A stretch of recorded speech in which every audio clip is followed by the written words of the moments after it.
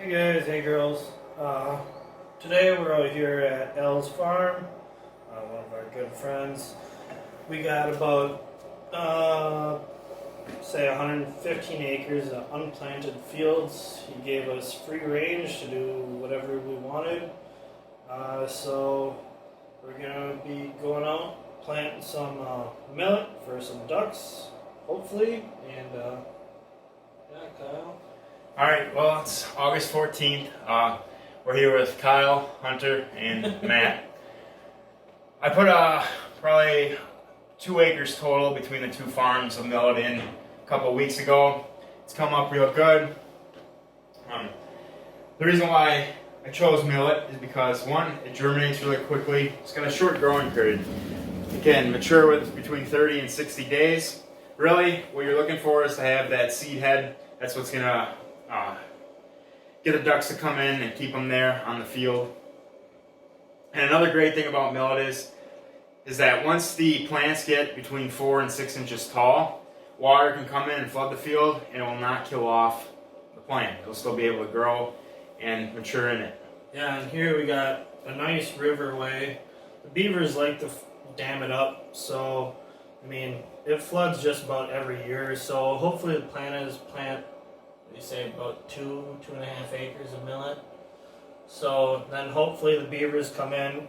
The beavers had a really nice dam last year, but the farmer's hire that comes and does his fields took it out. So beavers slowly rebuilding, but hopefully in the next month and a half here he'll have a nice dam built up with a nice flooded field again, and this time we'll have a bunch of millet, because last year we had beans and it was perfect. The water flooded right up to the top of them beans and it was a madhouse. So if we do not get any rain, which we will pray for, we do have a couple other options of pumping out of the river. We do have to talk and get permission for that. But if that doesn't work out, we are going to bring a truck in here with a 100,000 gallons?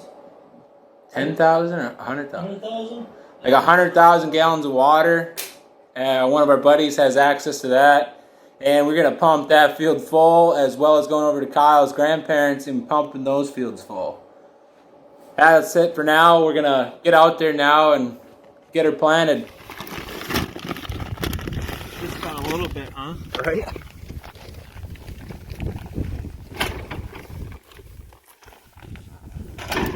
We don't even need weights. Decent, huh?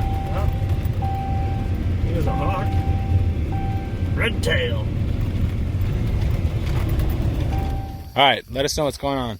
Alright, so we're going to be planting basically halfway from them tree line over there to about the backside of this. This is where we sat last year. Right underneath the tree. Right under the tree. I mean, you can't get any better cover than that. There's a river literally 5 feet on the other side of the grass, and there's a bunch of beavers that get in here every year. And they basically they flood it. The river comes up and it just sits in here and floods 4 acres of this field basically. Kyle, what are we planting? We're putting in some Japanese millet in here. What? The millet's a type of grass. It'll grow 2 to 5 feet tall and have the seed head, and the seeds are really good. 30-day maturity. Millet's also one of the higher energy foods. So corn is your second or third, I believe, but there's Japanese millet and golden millet. Those are 2 of your highest energy per acre. Golden millet's So hard to get around here though. yeah, that we couldn't get any of that at the co-op, so we're gonna go with the Japanese millet, and You can see how small the seeds are. we're gonna see how this rolls. We're gonna spread it. We got a seeder somewhere in here, and then it's already all tilled, but we're gonna till over it lightly just to get it in the ground a little bit. That way we don't have birds and deer eating all of it. And we'll get back to you guys as soon as we get rolling.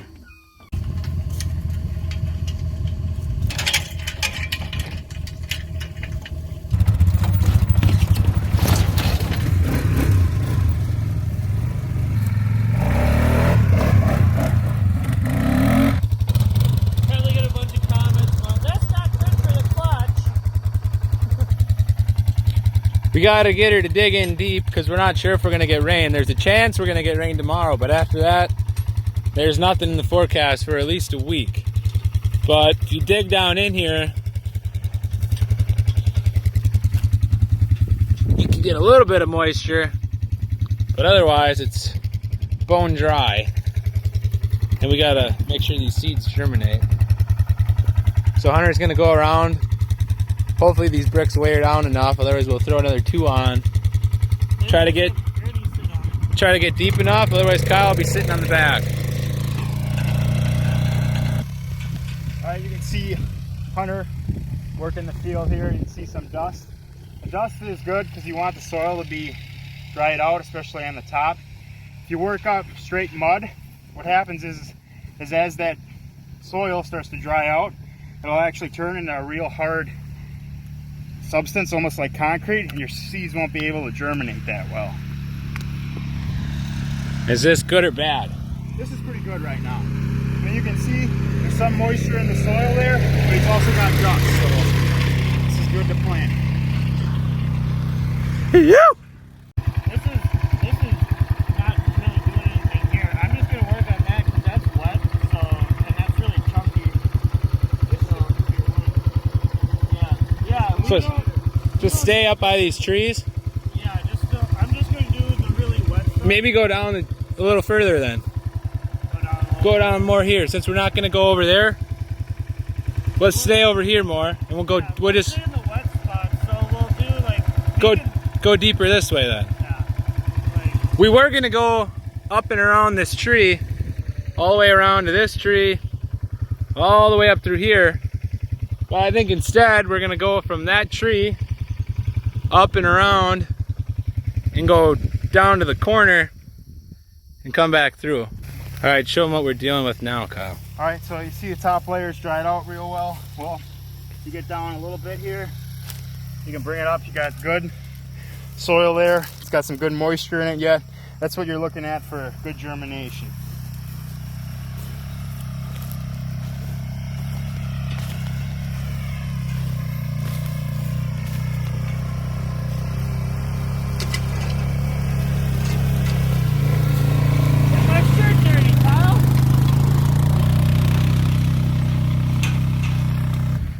We're gonna get planting while Hunter finishes up the other half here. It's 5 o'clock right now, and we got about 2 acres left to till up. Kyle's gonna give a quick rundown on how to use this hand seeder that Hunter picked up for $5. All right, so you got different settings here. That controls how much seed comes out at a time. It's always better to start at a lighter setting. You can always go heavier. The best way to tell is run a 5-foot patch. Look at your seed spread. If it looks even, it's not too heavy. You don't want it too heavy because then the plants compete with each other and they don't get the full amount of nutrients to grow. But you also don't want it too light because then you don't got a good food source when the ducks come in and hammer it. Give us an example, bud. Probably tough to see, but what are you thinking? So right now I'd say probably a little light, so I'll go one more notch open. Oh yeah. And I'd say that's a good seed spread right there. And then when you're doing this, you always want to make sure you're watching. You'll be able to see where your seed ends, both sides, and then you just work back and forth all the way down.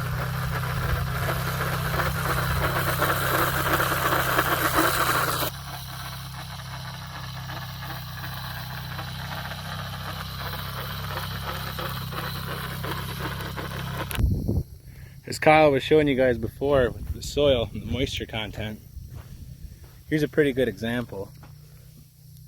This is all worked up now. You can see all the darker spots in the video here. That's what you're looking for. You want that seed to be able to germinate and not turn to concrete like Kyle was saying. So we changed our plans up a little bit. So Hunter, explain what we're doing. Alright, so we're gonna make it bigger than what we originally thought. So we're gonna go like straight to the tree, and then we're gonna make like a 45, so we're gonna wipe out that whole corner. The plan is to sit underneath that tree. So we're gonna put stop the millet in front of that tree. That is east. The sun's gonna come up that way. If you do not know, you want your back to the sun so you're blinding the birds and you don't have a big glare off your face when they're coming in. So the plan is that the birds will land in front of the tree and not behind it. So that's why we're not putting anything behind the tree. So then we're gonna go over here to this corner and do probably a 50-yard by 20-yard plot, because there's a pond back there and that'll all flood. And last year we had birds landing up in that water hole in front of the pond. So we're gonna hope we can get the same reaction this year, except maybe a little bit further out in a bigger hole. And then we have 2 separate holes for the birds to go in, and this one doesn't get overpressured. Granted, they're not too far from each other. It does make a difference. So some of you might be thinking we're dumbing this down pretty bad, but that's kind of the point. We want everybody to be able to understand what's going on here, whether you're 4 years old or 45 years old. We want anybody to be able to take this video, use the knowledge, and go step for step and do exactly as we did, and hopefully have success later on in the season. We're probably about a 1/5 of the way through planting this section over here. Then we're gonna move on to that corner back here. Following that up, we will be moving back to this corner over here by the other pond. Kyle's got a pro tip for you when you're spreading seed. All right, so when you're doing a big field like this, you run out of seed. Best thing to do is, if you're with someone, have that person stand there. That way you know where you left off. If you're by yourself, just set the spreader down, go get your seed, refill the spreader right where you left off. Get you some of that. That's a pro tip from Big Kyle. If you spill it in the middle of the field, just grab the handful of it, give it the old toss. So what I was telling Kyle is there's nothing planted in this field, and last year it was a very successful field for us.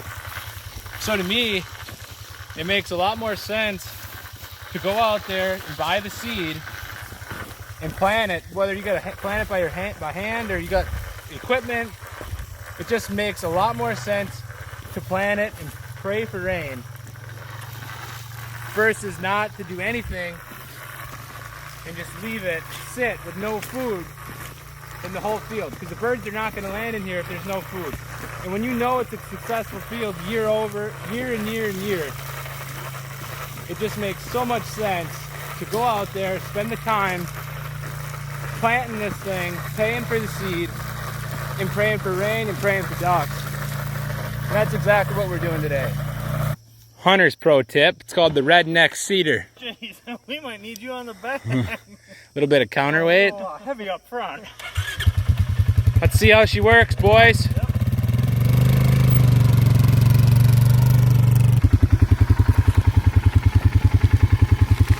Oh yeah, Kyle, get that seed in there.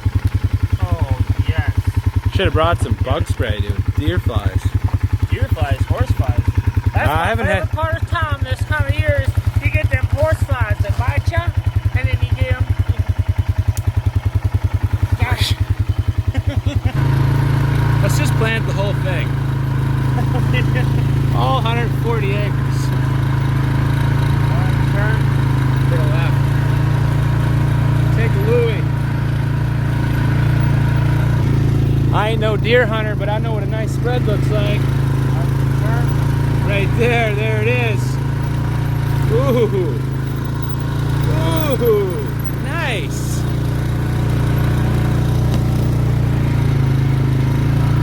Time for a refill.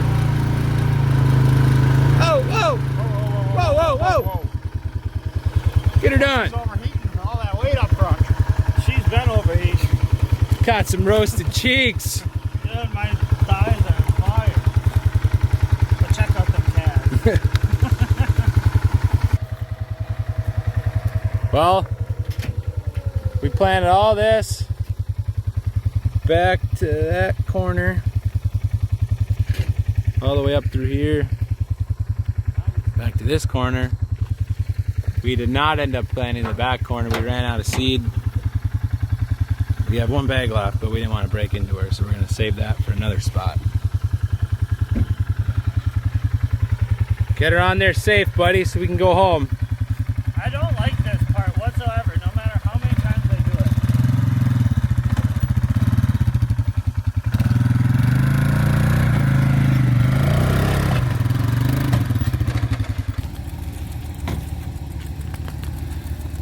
it. This will probably be a wrap for the video, guys. We're supposed to get some rain tomorrow, pretty small chance. We pray that we do get it though, and then within the next 7 to 10 days, this stuff should be germinating. Once we get some water in there or she starts coming up good, we'll check back in with you guys. Until then, have yourselves a good weekend. We'll see you. Mythical morning. And we'll see you later on this week on some scouting videos. Oh, is that the wrong channel?